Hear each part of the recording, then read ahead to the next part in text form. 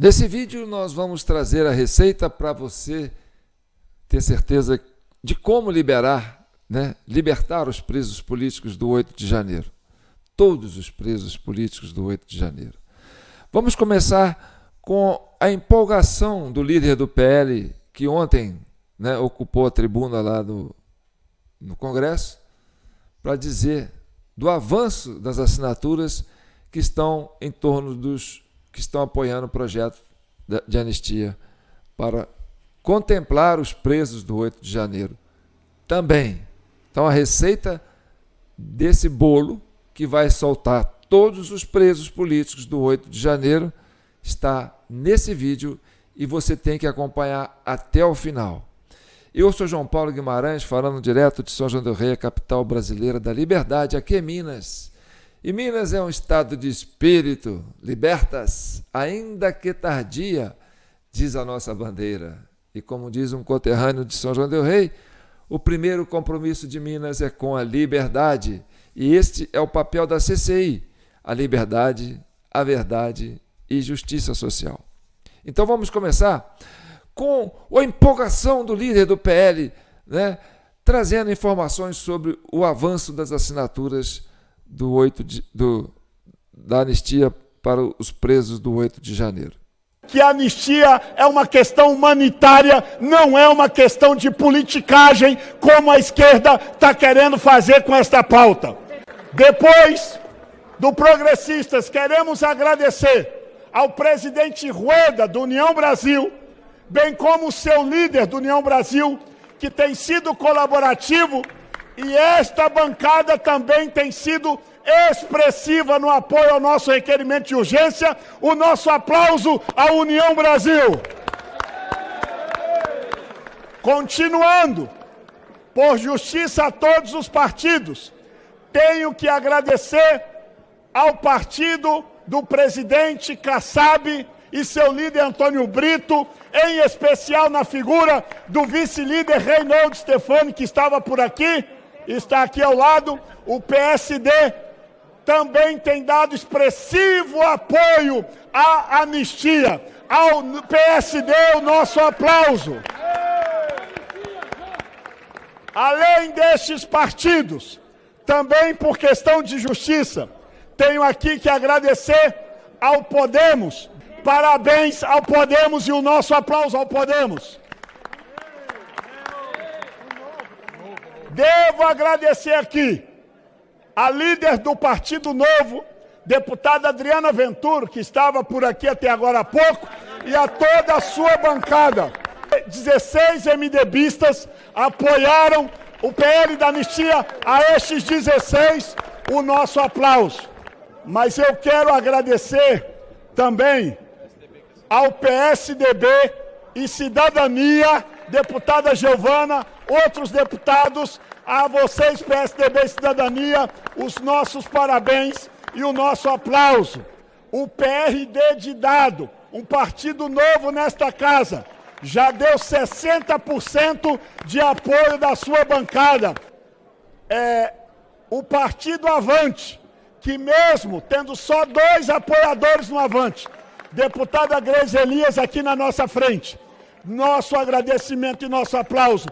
Este parlamento vai fazer a justiça que, lamentavelmente, quem deveria fazê-lo, que é o STF, não o faz. Ao contrário, quer punir com ódio, quer punir com raiva, gente que não merecia jamais, pessoas de bem, pessoas trabalhadoras, réus primários, que deveriam ter respeitado o devido processo legal e a ampla defesa, bem como a presunção de inocência.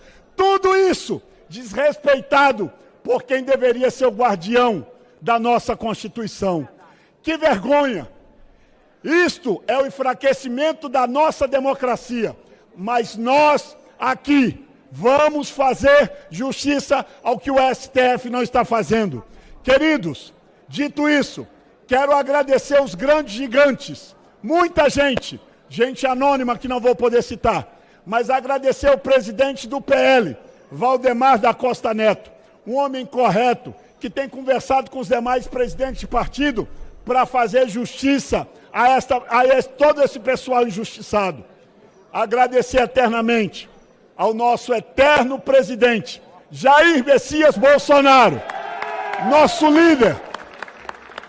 líder, e quero dizer claro a este plenário, que desde o início da anistia tem falado, eu não tenho transitado e julgado, ainda não fui condenado, anistia não é para mim, são para essas pessoas injustas que estão presas e nós precisamos soltá-las. Portanto, estes injustiçados, o presidente Bolsonaro tem empunhado a bandeira e liderado esse processo. Termino, já no final, a minha fala, agradecendo a todos que apoiaram. Quero assumir um compromisso, e hoje fiz este compromisso, solicitado pelo presidente Jair Bolsonaro e por outros presidentes colegas de partido. Como o requerimento é de minha autoria, eu não vou publicar, para não expor nenhum dos meus colegas, porque nós já sabemos o quanto esse desgoverno é feroz para ameaçar, chantagear, bem como o STF do outro lado. Por isso, eu não vou divulgar o nome daqueles que assinaram, mas eu quero dizer que está faltando algumas poucas assinaturas que ao final dessa sessão eu vou poder subir aqui e falar, já chegamos e passamos às 257. Faltam pouquíssimas, mas eu não vou anunciar quando tiver só 257. Eu vou anunciar quando tiver passando 10, 15. Sabe por quê? Porque tem muitos colegas que querem assinar, mas estão com receio da pressão do governo, da pressão do STF, da pressão até de um canal de televisão aí que eu me nego a citar o nome. Mas nós vamos fazer justiça e nós vamos gritar juntos, anistia já! Bem, essa aí é a empolgação do líder do PL junto com seus apoiadores e a um passo, né, de anunciar que já tem as assinaturas. Mas agora vamos para o segredo, né, de o que você, membro da CCI, que está esparramado pelo Brasil inteiro, tem que fazer para ajudar com que esse projeto avance. Porque esse projeto, gente, ele é para pacificação, realmente é para pacificação.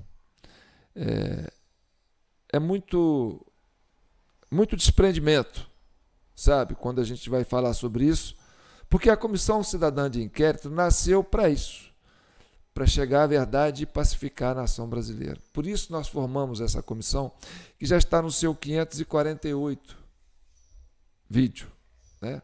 Nós aqui, e essa turma toda que está aí, né, pelo Brasil afora, compartilhando, curtindo, comentando, impulsionando nossos vídeos, né, participando dos PIX aí. Muito obrigado por vocês que sempre acreditaram no projeto da CCI, né, mantendo o PIX, que é o único jeito de eu manter esse projeto aqui da CCI. E agradecer também a possibilidade de representar o crédito que vocês me deram como presidente dessa comissão, e é importante a gente trazer isso aqui antes de entrar no assunto. Então, vamos agora falar sobre o que precisa ser feito para que o resto das assinaturas aconteçam, para que esse projeto seja aprovado na Câmara dos Deputados. Depois esse projeto segue para o Senado, onde tem, né, uma dificuldade maior por parte da oposição, porque o Senado é controlado, né, pelo governo, o Alcolumbre é controlado pelo governo, mas que sim, pode ser que a gente consiga passar com esse projeto lá no Congresso, lá no Senado, e aí ele vai para a sanção do presidente Lula, e aí que a coisa vai acontecer, porque na altura do campeonato, o presidente Lula vai acabar assinando esse projeto. Ele não vai vetar esse projeto. Talvez seja o último gesto de arrependimento como líder dessa nação, né, de ter feito vários erros e vários equívocos ao longo de sua carreira política. Então vamos ao que interessa. Quem tem culpa tem medo. E como os presos do 8 de janeiro não têm culpa, eles não têm medo. Tantos que muitos não assinaram o acordo de percussão penal, esqueci o termo, que, assinando a autoria, dos crimes cometidos, como não cometeram muitos, talvez metade desses condenados, presos, não quiseram assinar, por questão de honra e por questão de justiça e por interesse em manter a sua liberdade com honra, E aí eu agradeço ao esforço de todos aqueles que trabalham para libertar esses presos políticos que são pessoas inocentes. Então, vamos entrar agora, para muitos já conhecem, da CCI, mas você que está entrando agora pela primeira vez, está se inscrevendo no nosso canal, vai conhecer um pouco do texto desse projeto de anistia. Porque, na verdade, esse projeto de anistia, quando fala anistia humanitária, é para soltar os presos que estão ilegalmente presos, injustamente presos, inocentemente presos. Mas é também anistia para contemplar quem prendeu injustamente, quem condenou injustamente e quem condenou ilegalmente.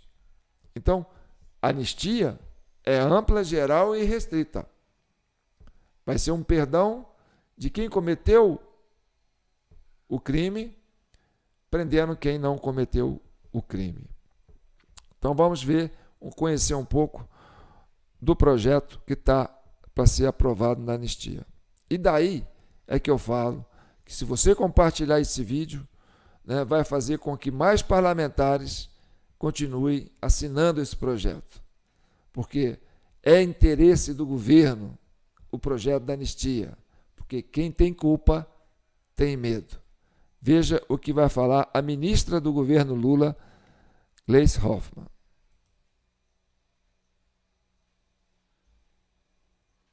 Porque o projeto de anistia que está no Congresso Nacional, que está na Câmara dos Deputados, é um projeto que ele anistia atos a partir de outubro, logo após as eleições, até a sanção da lei. Então, o que eu quero dizer com isso? Ele pega também as ações eleitorais, ele pega as ações de outras pessoas que não só as da Praça de 8 de Janeiro.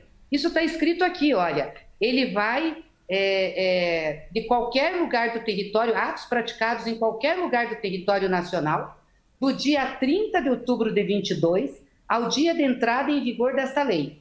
A anistia de que trata o caput compreende crimes políticos ou com estes conexos eleitorais. Consideram-se conexos, para efeito deste artigo, os crimes de qualquer natureza, relacionados com crimes políticos ou praticados por motivação política. Entenderam? É amplo, geral e restrita. Vem desde o dia 30 de outubro e vai atingir quem realmente cometeu crime, e vai libertar os presos políticos, porque esses não estão sendo contemplados com a justiça. Agora, o que eu vou dar andamento aqui? Por quê?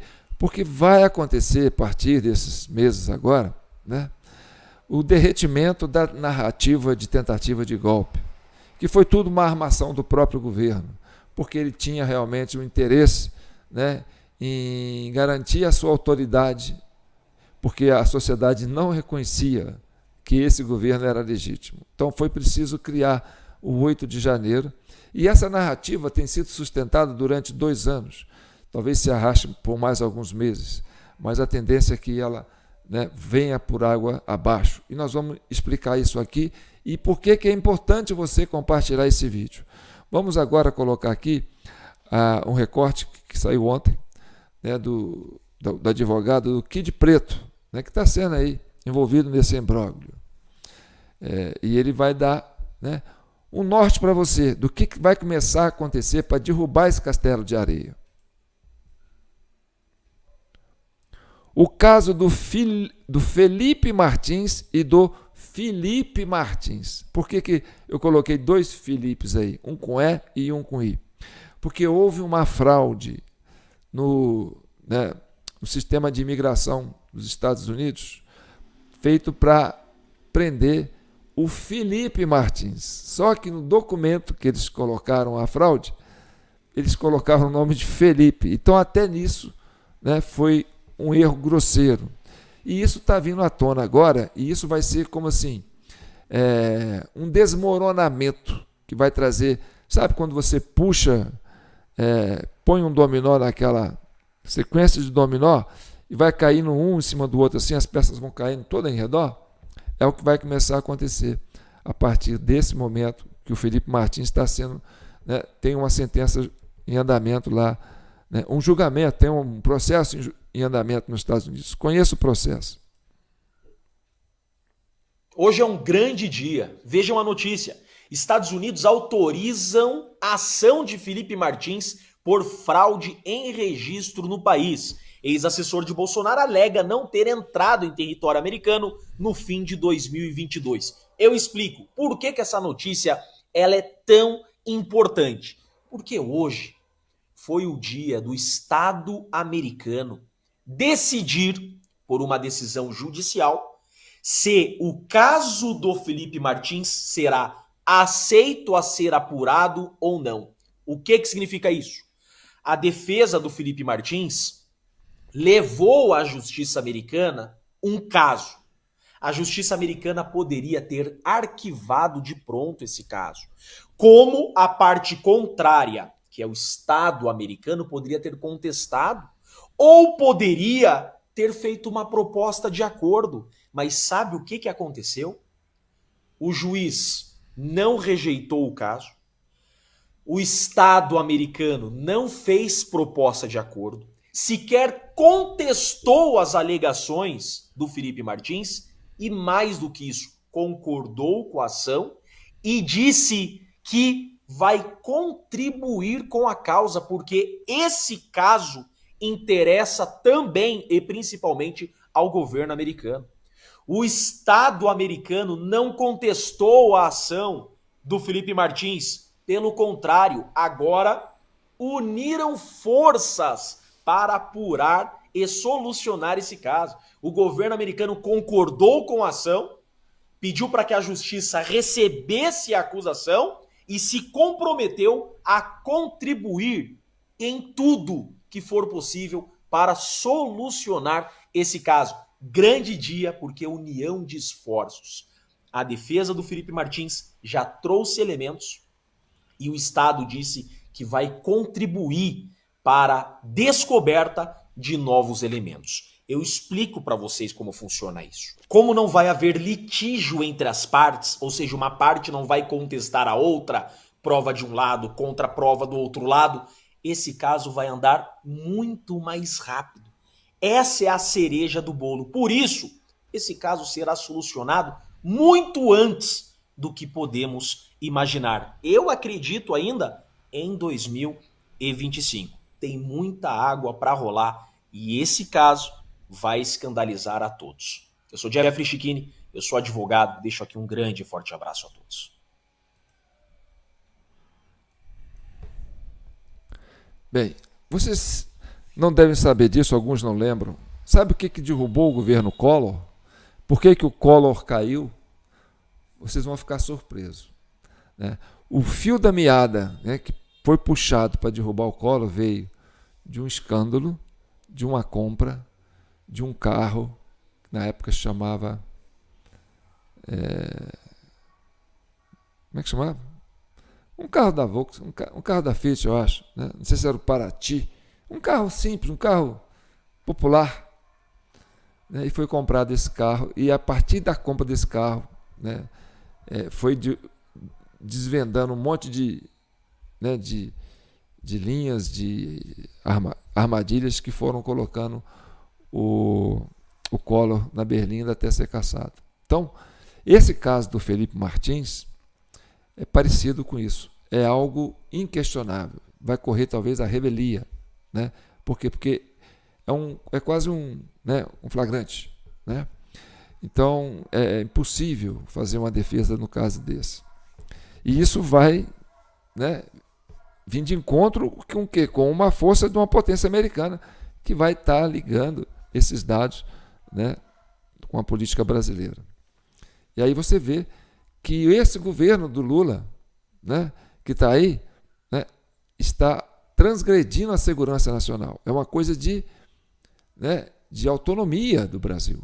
Né? Como interfere os americanos interferindo num projeto para prender um cara que era ligado ao Bolsonaro, falsificando os documentos, né, para manter esse cidadão preso, para ver se ele fazia alguma delação premiada e tal.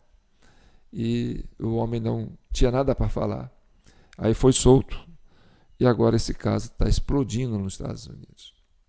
Então, nós temos 3 episódios que caracterizam essa armação que foi feita, né, para tentar tirar o Bolsonaro das eleições de 2026. Foi aquela invasão na sede da Polícia Federal no dia 12 de dezembro de 2022, quando estava acontecendo a diplomação do Lula e Alckmin. E foi quando aquele ministro, acho que é Salomão, né, passou por trás do Alexandre de Moraes e soprou no ouvido dele: missão dada, missão cumprida. Então, no momento que isso estava acontecendo, essa diplomação, estava acontecendo um evento também, né, na praça lá dos Três Poderes, na Esplanada, em que um grupo da turma da Grace, que a gente costuma falar, né, infiltrados, disfarçados de patriotas, estavam fazendo uma manifestação. E nesse dia, a ideia era prender o Cacique Sererê, né, um nativo brasileiro, né, originário, né, um brasileiro original, né, que estava lá protestando contra o processo eleitoral. E aí, armaram uma marapuca para ele. Pediu para ele chegar lá, subir no palanque, fazer o discursinho dele e depois a prisão dele. E que essa prisão tivesse que provocar, né, uma revolta da população que estivesse ali. Então, tudo isso é o esquema que estava sendo armado para criar o primeiro episódio, né, para contestar o fato dos protestos que estavam acontecendo em frente ao QG serem pacíficos. Só que a turma não saía da frente do QG, ficavam ali. E tinha uma turminha que ficava ali na esplanada, né, com carro de som, fazendo movimentação, dizendo que são patriotas, mas era a turma dos infiltrados, a turma da Grace, que ficaram lá numa pousada lá, depois todo mundo saiu no dia seguinte, foi uma correria danada. E aí nós vamos trazer esse episódio à tona, porque é muito importante derrubar essas narrativas, né? E isso é que vai fazer com que os parlamentares votem a anistia para liberar, né, para salvar a pele do atual governo, porque isso tudo foi uma grande armação. Então, quando a gente traz elementos que levam a esse raciocínio, deixa mais perto os deputados de assinarem a anistia para provocar a pacificação. Por quê? Porque é o deles que estão na reta, é o do governo que está na reta. E a anistia vai atingir quem? O próprio governo, né? Os agentes do governo que trabalharam nessas conspirações todas. Então vamos lá, vamos para esse caso aqui, ó, do 12 de dezembro, né? E aí eu pergunto, vamos entrar com o vídeo, e eu pergunto: onde estão os presos do 12 de dezembro de 2022?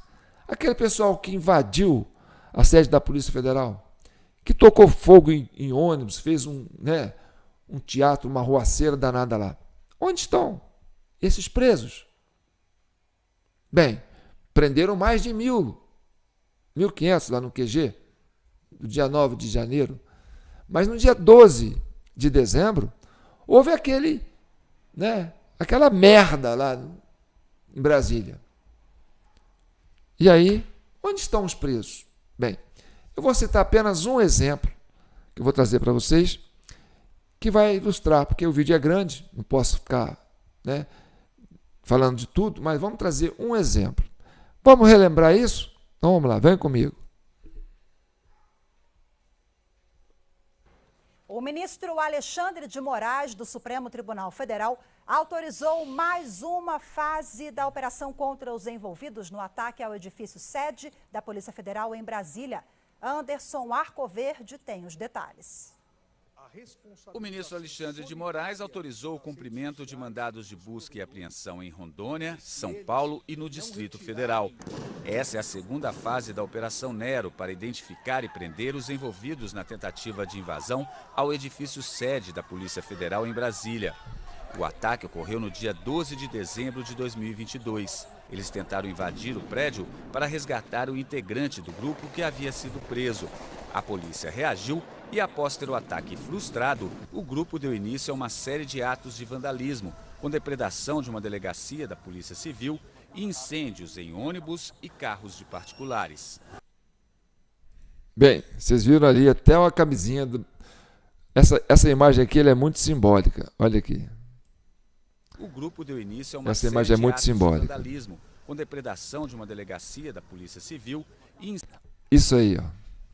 Essa imagem é muito simbólica, tá certo? Tem uma roupa no chão, parece que é uma camisa da seleção brasileira. E um ônibus queimado lá atrás. Pode ser o que essa imagem?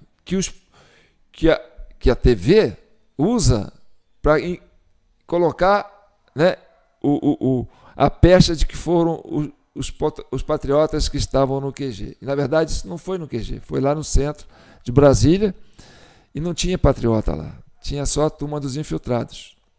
Tanto que o cara, depois que fez a merda, ele tirou a camisa e jogou no chão.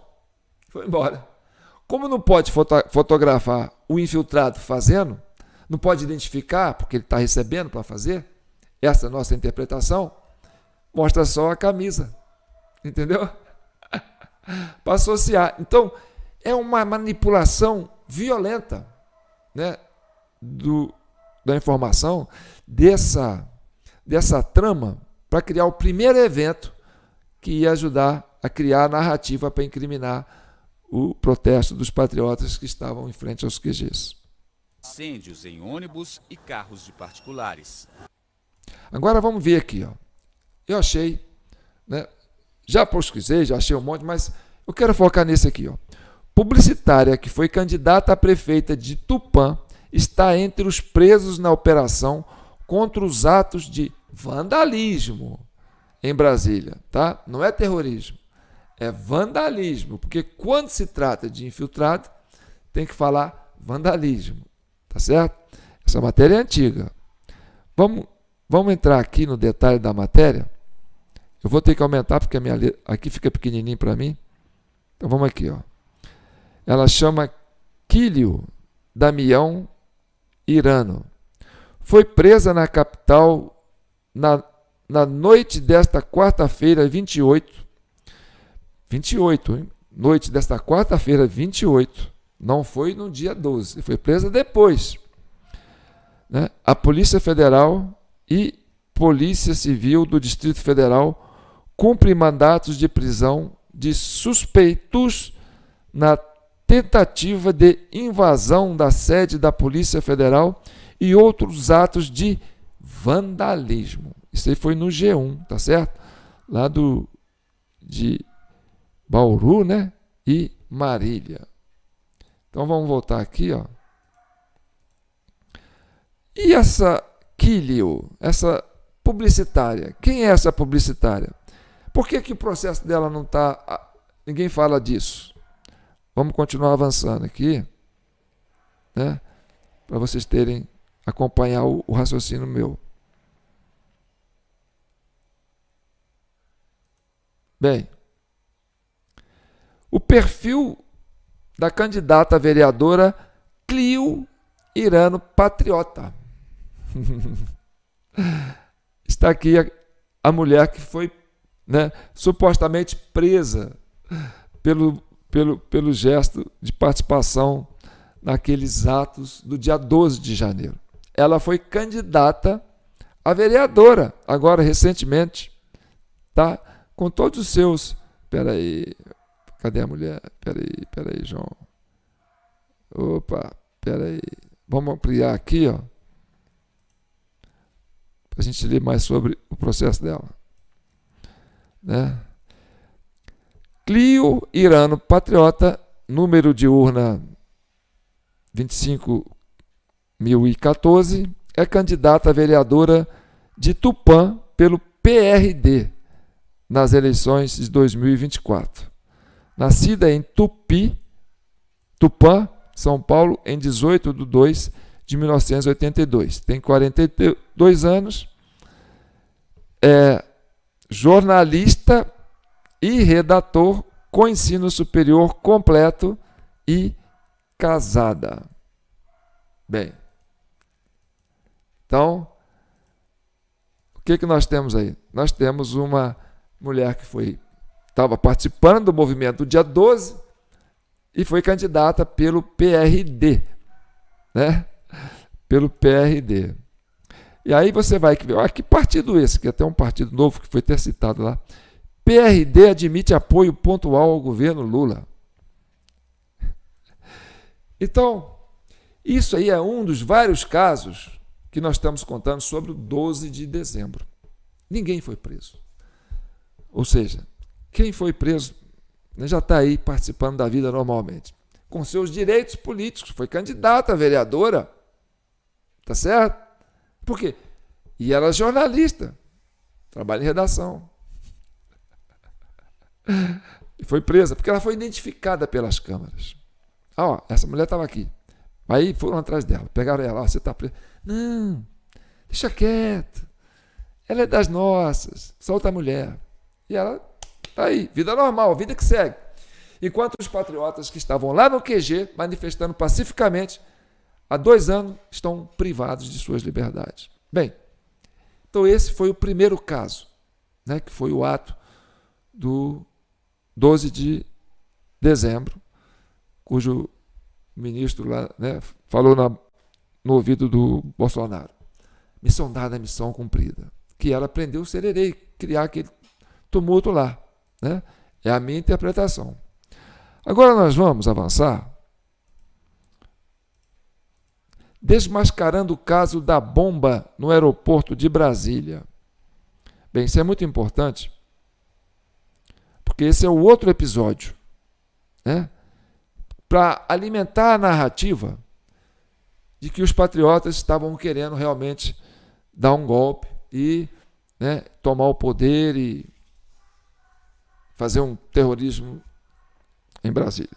Bem, desmascarando o caso da bomba no aeroporto de Brasília. E aí eu vou trazer o depoimento de um jornalista de esquerda, aliás, não é jornalista, é comentarista, de um portal de esquerda, que é o do UOL, entendeu? Que vai desmontar essa narrativa também da bomba que aconteceu lá no aeroporto, que colocaram uma bomba lá e para dizer que foi bolsonaristas. E criar mais um elemento para forçar a narrativa de que teria, né, que desmobilizar o pessoal do QG, que estava lá fazendo protesto pacificamente, né, e prender manifestantes favoráveis à transparência do processo eleitoral. Apenas isso que eles queriam. Tá certo? Então vamos ver. O que o Josias de Souza vai falar? Vamos falar de dosimetria. Nós temos um caso específico cuja moléstia é muito semelhante a isso que está sendo apreciado agora no Congresso. Um personagem chamado Jorge Washington de Oliveira Souza foi preso lá em 24 de dezembro de 2022, pouco antes da posse do Lula, confessou ter planejado explosões em Brasília para instalar o caos, palavras dele, instalar o caos, provocar a decretação de um estado de sítio e uma intervenção militar. Tudo isso às vésperas da posse do Lula. Portanto, o réu, confesso, agiu com 2 comparsas e explodiu uma bomba, iam detonar uma bomba nas proximidades, um caminhão-tanque ia explodir com querosene de aviação lá nas proximidades do aeroporto e mais uma bomba num bairro aqui nas proximidades do centro de Brasília, Taguatinga. Ele foi sentenciado a apenas, se compararmos com as penas do julgamento da trama golpista, que vão até 17 anos, ele foi sentenciado a 9 anos e 8 meses de cadeia. Já está, inclusive, usufruindo de saidinhas, já está num regime semiaberto. Aqui não me parece que seja muito distinto, porque são crimes da mesma natureza. Esse foi julgado em primeiro grau, agora estamos julgando no Supremo, não é?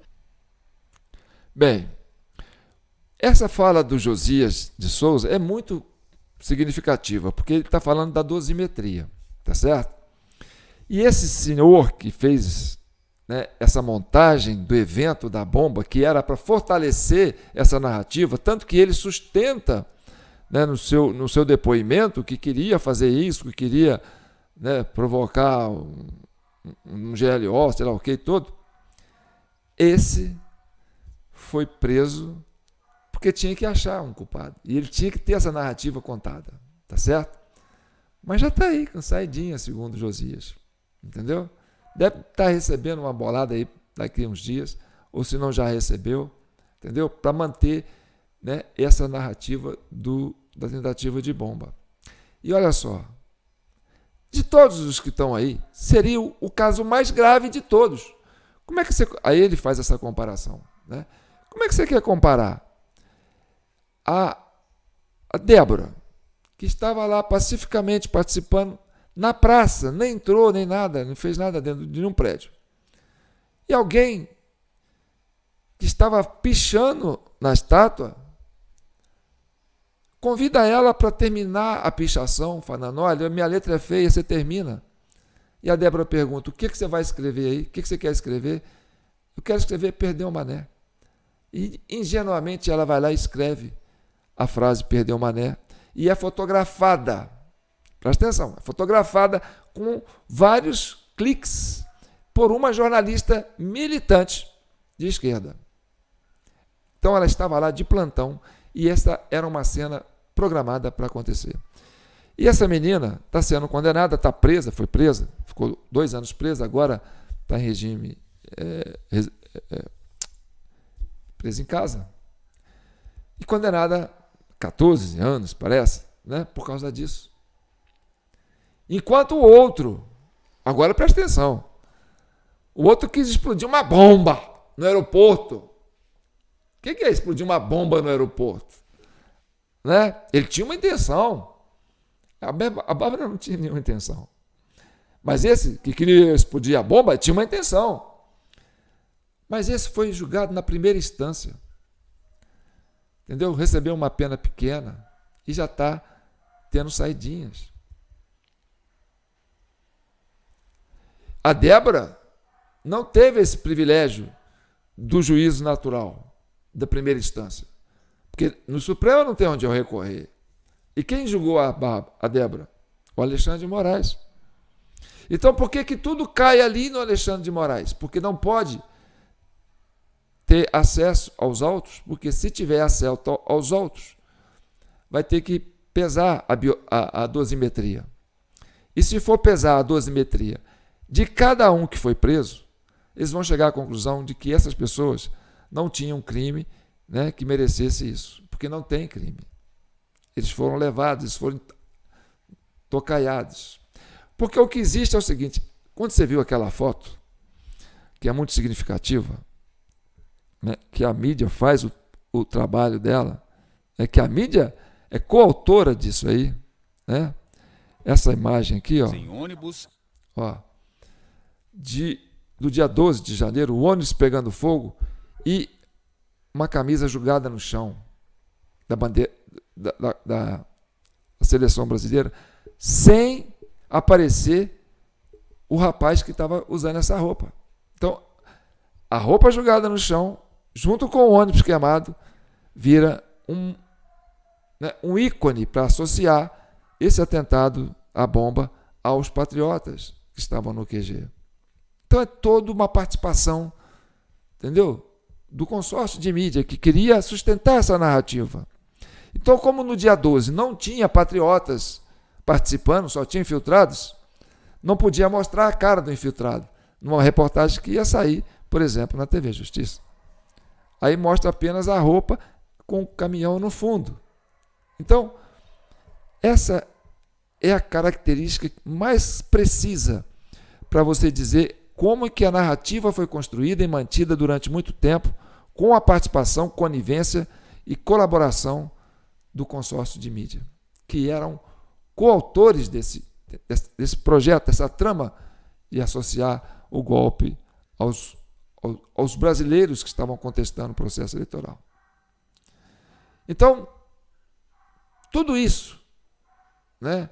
Aquele episódio do rapaz metendo o pé na porta, lá no Planalto, sendo fotografado por um fotógrafo da Reut, né? Só que ele tinha que aparecer de costa, porque ele estava dentro do Planalto, fazendo a merda, porque ele era da turma da Grace. Então ele tinha que ser fotografado de costas por um fotógrafo ativista, e que depois o fotógrafo e o rapaz que estava metendo o pé na porta escolheram a imagem, se a imagem estava boa para ser postada. Isso foi registrado pelas câmeras. Já na parte externa, você tem a cena da Débora sendo levada à indução para fazer aquela pichação, e uma fotógrafa também ativista, militante, de plantão ali, para fotografar. Só que a Débora tinha que ser fotografada de frente, porque ela era uma cidadã comum, não era infiltrada. E ela tinha que ser penalizada, né, para poder servir de exemplos, para amedrontar a sociedade brasileira. Então, isso são evidências que mostram que tudo isso foi uma grande armação. E aí, se arrastou esses processos durante esse tempo todo para o governo ganhar tempo, entendeu? E fazer o que ele precisava fazer para se manter no poder. Porque, sim, tratava-se de um projeto de poder, né? Construir esses elementos para poder amedrontar a sociedade e deixar com que esse governo pudesse governar. Aí eu quero que você comente isso, entendeu? Porque são 3 eventos. O do 12, que já está desmascarado, o do 24, da bomba, que já está desmascarado, e, é claro, a prisão dos patriotas no 8 de janeiro, vítima daquela armação, que, se for ver na dosimetria de cada um, vão desmascarar todos eles e vai colocar a sociedade contra, né, a justiça brasileira. Porque a narrativa que eles estão mantendo ainda segura um pedaço da sociedade que não consegue alcançar a dimensão e o senso crítico para interpretar esses fatos. Ainda são reféns, estão anestesiados. Então, o compartilhamento desse vídeo é que ajuda você, né, a forçar com que a parte da opinião que ainda não foi alcançada, que ainda acha que aqueles que estavam quebrando lá, que aparecem de longe, mascarado no vídeo, são os que estão sendo julgados e condenados. Mas não. Essa parte da sociedade brasileira precisa entender e alcançar essa informação de que quem estava quebrando lá, as pessoas que aparecem quebrando lá, não são as pessoas que estão sendo julgadas e presas e estão sendo condenadas. Essas não foram, essas estão soltas. Mas como a mídia faz um recorte, olha o que eles fizeram, por que eu vou dar anistia para eles? Olha o que eles fizeram. Mas não são essas pessoas que fizeram, que aparecem fazendo, que são as pessoas que estão presas. As pessoas que estão presas, se for fazer a dosimetria e fazer a individualização de condutas, não vão achar crime neles. Mas essa informação, essa parte da sociedade ainda não conhece. É preciso que isso seja bem divulgado. Por quê? Porque quanto mais essa narrativa cai, mais quem tem medo, quem tem culpa tem medo, e essa turma vai correr para assinar o projeto de anistia, porque sim, é ampla, geral e restrita. Vai salvar a pele desses que armaram essa arapuca. Vai soltar os presos. Sim, nós vamos cuidar disso no futuro, né? Essas pessoas terão que ser reparadas, porque foram vítimas dessa armação. Mas, enquanto isso, nós temos que fazer esse avanço. E o avanço é forçar com que a verdade apareça, e a CCI tem essa missão de destruir essa narrativa a partir de elementos, né, factuais que estão aí comprovados nos vídeos que nós mostramos hoje. Agora, cabe a você, que é membro da Comissão Cidadã de Inquérito, que votou em mim no começo do ano passado, para presidir essa comissão, para levar à frente esse projeto de desmontar essa narrativa, trazendo a verdade para buscar a pacificação. Então, aquele primeiro discurso que nós fizemos, estamos no caminho certo. A pacificação virá, porque esse é o nosso projeto. O Brasil é um país pacífico. Nós somos um povo do bem, um povo amigo, um povo aconchegante, né? Então, nós precisamos desarmar os espíritos e avançar nessa pacificação. Entendeu? Para isso, você tem que continuar fazendo o seu trabalho, comentando, curtindo, compartilhando, ajudando que mais pessoas se inscrevam no nosso canal da TV Del Rey no YouTube. Porque esse é o canal da Comissão Cidadã de Inquérito, uma organização civil organizada de forma digital e que ninguém reúne fisicamente com ninguém, mas todos estão juntos na mesma causa, se encontrando todo dia para avançar com essa pauta. Então eu conto com você. Continue acreditando na CCI. Esse é o caminho, essa é a verdade e essa é a vida. Tá bom? Não esqueçam dos nossos Pix, porque isso é importante para a gente continuar com esse projeto. E vamos avançando. Um abraço, fiquem com Deus. E que o manto daquela mãe de todos continue protegendo, né, e acalorando nossos corações para descobrir que nós somos um só povo, uma só nação, né? E tudo isso faz parte do projeto da CCI. Um abraço.